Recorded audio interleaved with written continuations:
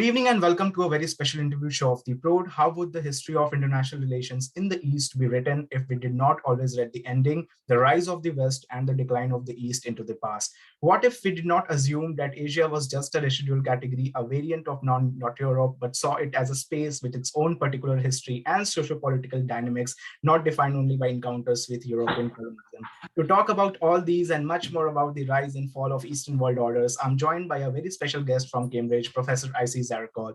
Professor Zarakol is the Professor of International Relations at the prestigious University of Cambridge. She's an author, geopolitical expert, and commentator on international relations. And today she's here to discuss a recent book, Before the West, The Rise and Fall of Eastern World Orders, published by Cambridge University Press on Feb 22. The link to the book is attached in the description box below, so do check it out. Thank you so much, Professor, for your time. A very warm welcome to the show.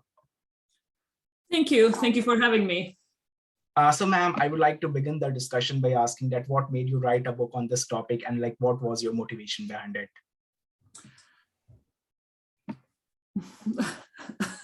A number of motivations together. I work on international relations theory, and I'm originally from Turkey myself, from Istanbul.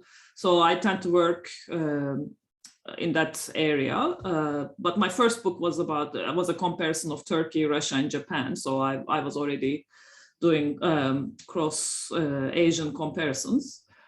But the more I advanced in my career, the more I felt the absence of a book that covered all of Asian or Eurasian history for international relations from an international relations perspective. I was looking for such a book in order to help me theorize. Because you want to think about if this is happening in Turkey in the 16th century, what's happening in India at the same time, or what's happening in China at the same time.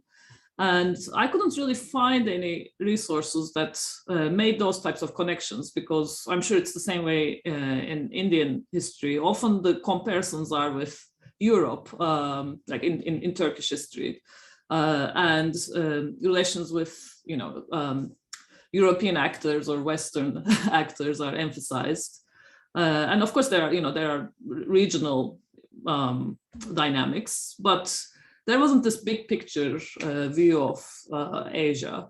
So then eventually I thought I should write this book, but then it took me many years to actually learn the histories of these different regions and then make them line up. And of course, my book is not of all of Asian or Eurasian history. It's just a slice. It's a few centuries. So there's still more work to be done, but at least I think this is maybe a beginning. Yeah. Now, ma'am, coming to the name of your book, it mentions the East as well as the West. So how do you define the East as well as the West? Is it based on geographical parameter, or it's based on ideology and cultural similarities? How do you say this? The terms are, of course, problematic. The East is in some ways, or has been in modernity a kind of a residual category. We talk about the rise of the West, so whatever is not the West is like the non-West, and there is an idea of the East in the minds of Westerners. So my book is simultaneously arguing against this, saying that this is actually what the West calls the East or Asia was actually a connected space with its own shared experiences for good and bad and shared institutions. So there is in fact an East that exists outside of the imagination of the West. At the same time, of course, because I'm writing now in English, using these terms invariably, brings in some of the connotations. Yeah. So I have to walk that fine line between, not reifying the East and at the same time not giving into, the Western way of defining the East, while using the same terms.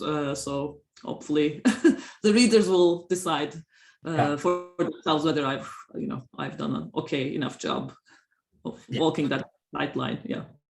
So your book title is like the rise and fall of the Eastern World Order. So can you please put some light on the rise, like how the Eastern World Order started rising and how the East got its political power? Yes, so the title is kind of a play on, there are other books, rise and fall of, the Roman Empire, rise and fall of, great power. So I'm kind of trying to echo like some of the classics of the genre.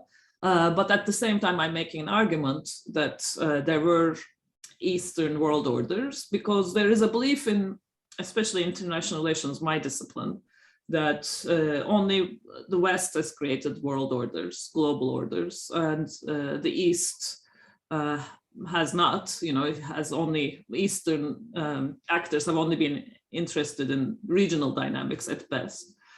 So I'm arguing against that. And I'm focusing essentially in the book on this period from 13th to the 17th century. And I'm starting with the Mongol Empire, of Genghis Khan, which I argue created a world order, because it was an empire that managed to conquer much of the known world at the time. And it was a very ambitious empire. The Mongols, the Chinggisids, were aiming to be world conquerors. And the argument is that that empire plays in the history of Asia a similar role as like the Roman Empire in the history of Europe. It unifies the space for over a century. And then there are kind of downwind effects of this. There are institutions and norms and practices that diffuse as a result of much of the continent being under the same ruler. And whether people, subjected to this empire like it or not, they're kind of transformed by this experience, and then, it affects their understanding of sovereignty and order making. And then we can see in the successor states, even though both among those who embrace this legacy and those who reject this legacy, we can see the influences of this first original empire, this first original world order. We can see its effects. So should I go into which empires I talk about, or maybe we'll come to No, ma'am, please go ahead. Yeah. Well, yeah, okay. So I have a chapter on the first, the Mongol Empire, and then it breaks down into 4 khanates. That's in the northwest. We have what came to be called the Golden Horde, ruling over what is now Russia, and then in the southwest, the area that's now called Middle East, you have the Ilkhanate, ruling over what's Persia essentially. In Central Asia, you have the Chagatai Khanate, and then in East Asia, there was the Yuan dynasty, but essentially the Yuan Khanate ruling over China. So already, that's the empire is kind of echoing, or starting to echo the major powers of, Asia of our day. And then that's the first, world order in the book. And then I have another chapter on what I call the post-Chinggizid world order. So 2 successor empires that in some ways reproduced the ambitions of the original world order builders. So that's the Timur's empire, the Timurids in West Asia, and the Ming in East Asia. I mean, the Ming obviously had rejected the Mongols and had, kicked them out, but they still, I argue, at least the early Ming, they still acted in ways generally in line with their imperial heritage. So that's another chapter that's almost a bipolar order in the 14th century and early 15th. And then I have a chapter, the next chapter focuses really on again, further successor states in the 16th century. So that's on the Ottomans, the Safavids of Iran, and the Mughals of, ruling over the subcontinent. Yeah. And I argue that these were still successor states, and they were still reproducing many of the original, sovereignty norms and ambitions of the of the Chingizids, yeah. Beyond, being Islamic empires, and they were competing with each other. And we've kind of misunderstood 16th century by studying them individually, that they need to be really understood as the core of a globalizing world order in the 16th century. And then another chapter looks at the influences of these empires on the rest of the world, on Europe, on Muscovy, and so on. So that's the historical narrative. And then from this historical narrative, I try to generate some lessons for present-day debates on international orders and decline, and decline of the West, maybe. So there is also a policy relevant discussion in the second half of the book. Yeah, so you talked about the Roman Empire and the Mongol Empire. So although they are very different empires, but still, can you point out some similarities between the same and how they came to power? Like, are there any similarities in the process of how they came to power? The Roman Empire and the Mongol Empire. Yeah. I mean, the main similarity is, the universalizing ambitions. Of course, I mean, the Roman Empire in some ways is longer lasting, but it has, over the area that it covers, it has, a very discernible kind of legacy. I mean, we can see the influences of, Roman law in continental law to this day, and of course, there are the archaeological ruins and so on. Yeah. The Mongols also, I mean, they, for many, I think, decades, they were misunderstood. I mean, there was this idea that, I mean, this is not to say, okay, so the general conception of the Mongols in popular culture is like barbarian hordes, and obviously their conquests were very brutal. I mean, so I'm not like a Mongol apologist. Yeah.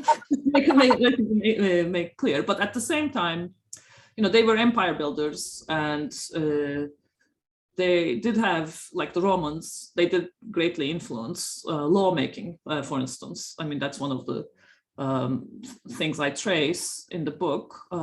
So what made Genghis Khan unique, or relatively unique, is that he claimed lawmaking power for himself, and essentially asserted that he was above all other authority, including religious authority. I mean, this is relatively unique in history, because usually rulers shared some, at least, paid lip service or something to religious figures and interpretation of law across different cultures. So Genghis Khan is he creates this model of a sovereign who's a lawgiver, and then that's very influential. So in places that have been influenced by him, were subjected to Mongol rule, you can see across centuries, these very powerful rulers claiming, I make the laws. I don't. Nobody, not even the Quran, right? I mean, there's some of the successor states, convert to Islam, and at the same time, like in practice, the authority to make the decisions and the laws still resides in the ruler, and that's actually in contravention of earlier Islamic practice. So it's like this very powerful lawgiver figure, and that's justified by the idea that this very powerful sovereign, this powerful ruler, is supposed to be a world conqueror. So as long as he is a world conqueror. He has all this authority. Anyway, so I mean, to answer your question, going back to the Romans, so as the Romans shaped the way people thought about law in Europe and North Africa, etc., like for centuries to come, the Mongols shaped the way people think about the law for many centuries to come. But there were other, other institutions that also diffused like an interest in astronomy / astrology, this practice of tanistry that maybe viewers may know from the Mughals, this idea of, that's essentially members of the ruling family. They're all eligible in a way, and then they need to fight amongst themselves in order to claim the throne. That's a practice that you see all across Asia, even the early Ming, in a way. I mean, that's very against, Confucian type of handling succession. But even in the early Ming, you see, attempts and successful attempts to grab the throne out of turn, and that's a particular practice that its own logic, because if you're going to prove that you have the ability to become a world conqueror, I mean, how else to prove it except maybe conquering your own family first? I mean, even though it seems to our eyes, a problematic practice, in their world, it had a particular, it had a logic. So that's another, institution that we can trace across Asia in this time period. We talked about the rise, now coming to the fall. So why do you believe and argue that the Eastern world order has fallen down? What are some of the major reasons behind the same, according to you? Yes. So this is this is $1 million question. Like, what happened to the East? And I opened the book with a counterfactual, like what if it hadn't been the West that took off in the 19th century? What if the Industrial Revolution happened, not in England, but in Japan? And how would we remember Eastern history? And the book is kind of, trying to, offer one version of that. We would be emphasizing world orders in Asia rather than in Europe. But of course, that's not what happened. I mean, we do know that the West, it was the West that took off. And I mean, in the book, I'm both accepting that, but at the same time trying to provide an alternative account of what happened. So in my account, I mean, which is in line with the more recent work in economic history and so on, it's Asia doesn't really suffer an economic decline or material decline until 18th or 19th century. It's really, maybe some viewers will be familiar with the Great Divergence thesis that, China, India, I mean, they're not really economically surpassed until much later than what was believed to be the case in the 20th century.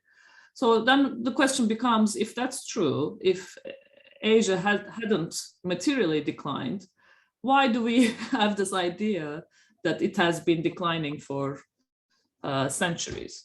So the way my book is explaining that is pointing to the loss of essentially a connected social space, like these world orders that organized Asia from at least the 13th to the 17th century.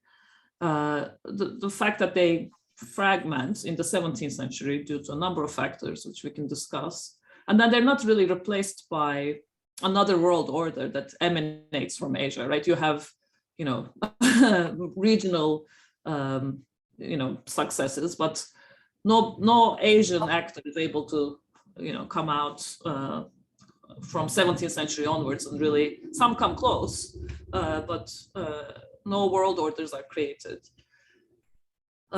from 17th century onwards, which I think creates this sense of loss and decline. And at the same time, one of the things I discuss in the book is for empires that were influenced by this Mongol, this Chinggizid model, any kind of stoppage of conquest and checks, increasing checks on the authority of the ruler, deviating from this model of a very powerful ruler that decides everything, that was perceived, at least by some observers, internal observers, as, oh no, we're declining, we're no longer expanding, therefore we must be declining. So there was this, there were internal debates about, and no empire can expand forever, right? So at some point you have to settle down, and at the moment of settling, there's increasing bureaucratization which checks the power of the court. There are other ways of legitimating authority come in, usually local belief systems start taking over the Mongol, the Chinggizid model. And that, at least some commentators of the time thought these were signs of decline. Whereas if you look at European history, the way European history is told is, decreasing power of the court, decrease in absolutism, increasing bureaucratization. These are supposed to be good things, right, on the way to the nation state. But in Asia, because of their particular history, there were always commentators saying, this is bad, these are signs of decline. And then I think what happened is in the 19th century, as Europe starts asserting its power, some of those older decline discourses are put back into circulation. And then Europeans say, well, your own commentators have been saying, they were saying back in the 18th century, back in the 17th century, we're declining, even though they were talking about a very different kind of decline, right? So these internal debates tended to amplify what Europeans were telling Asians, and they they merged in an unexpected way, even though they were coming from very different starting points. I think that's what happened. Yes, ma'am. Now we talked about the history. Now coming to the present time and to the biggest crisis of the current times, that is the Russia-Ukraine crisis. So do you think that this issue has created more differences between the East and the West, particularly the Russia-Ukraine crisis?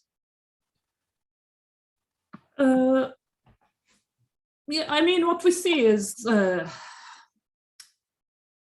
West, for the West, it has created a rallying effect, because for the almost a decade now, we've been talking about the crisis of the liberal international order. There was the sense of malaise, starting with the global financial crisis, but especially since 2016. And there was this perception that, again, these debates about, the decline of the West, rise of the rest. And in general, the West seemed divided and not able to really solve its own problems. And for now, Russia's invasion of Ukraine seems to have, generated a more coherent response from the West than we had seen in the last decade. I mean, maybe they're not doing all that they could be doing, but they seem to have a more robust reaction than I think Putin probably expected, and I think most of us expected. So for the first part of your question, I mean, the West, it seems to be kind of weakened, and now, it's reasserting itself. Whether that's like the last gasp or like something durable remains to be seen. And at the same time, with the non-West, with the East, with Asia, there's more of a wait and see attitude. I mean, there isn't, clear, strong support for Russia, but at the same time, there isn't, really clear strong support for the West either. There's more of a, let's see how this plays out kind of attitude. What I see from like China all the way to Turkey. Everybody like has their own calculations and what they want to get out of this crisis, but still, I think the general attitude is one of trying not to pick sides until the contours of the outcome become more visible. So does that mean that there is emerging a more coherent East? I don't think, not yet, because each state is still thinking about its own calculation rather than acting as a bloc. It's just they seem to have the same preferences. But there isn't really, I think in our time, there isn't yet, a group of Eastern states in the same way there is of, Western states. Yeah, but it's possible, yeah. I'm saying so because nowadays there have been a huge debate on the fact that there should be an Eastern bloc to counter NATO's in countries like China and Russia, also strengthening BRICS and creating an alternate payment system to counter the West economic hegemony. These people call this West economic hegemony, are two of the ideas that are being discussed the most. So how do you see this and what are your thoughts? I'm of two minds on this issue. On the one hand, it is true, and I do talk about this in the book, that the East was at a great disadvantage from 19th century onwards in facing the West because it didn't have, there wasn't this Eastern solidarity. In some ways, as I said in the beginning, the East existed in the minds of the West, but there weren't coherent narratives of like what the East is in the way that my book, for instance, provides. There were some attempts to create such narratives, but they went down on some dark alleys of early 20th century fascism and so on. So that's why I'm of two minds. On the one hand, I do think it would be advantageous for Asia to develop a narrative about Asia as a connected space, because there are a lot of shared histories. Writing this book made me realize like there's so many connections between Turkey and India, India and China, China and Russia. These places have been connected across. Could you please put some light on the connections? Connections, yes, so some shared practices, trade routes, people moving around, culture, arts, there are all these influences, and they've been kind of forgotten and buried, first because of, the Eurocentric histories we tell, but also because each state, in the 20th century, each Asian state has focused on developing its own like nationalist historiography, which may have been necessary. But in developing those nationalist histories, we've kind of forgotten how everything used to be connected and people used to move around. I was talking about the Ottomans, the Safavids, and the Mughals. People moved among these courts all the time, artists, artisans,